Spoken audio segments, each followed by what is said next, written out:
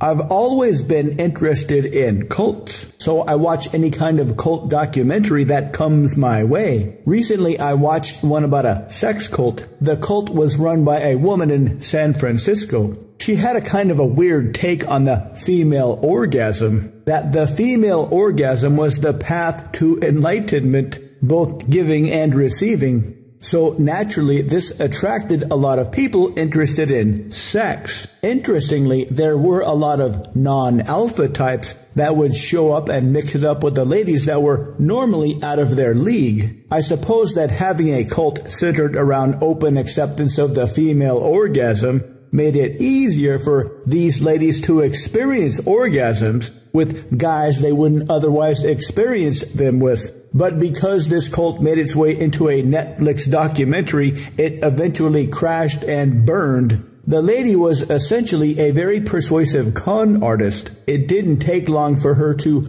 monetize the cult of sex freaks. More and more expensive training, one-on-one coaching, etc. She was figuring out all kinds of ways to rake in the cash. Things got a little out of hand when she saw sex as the only path to enlightenment. She crossed the line when she coerced a lot of the cult members to have sex with other cult members. This put her on the radar of the FBI. But she was like many other cult leaders in one very interesting way. One very powerful way. When you talked, she would listen to you with all her focus, all her attention.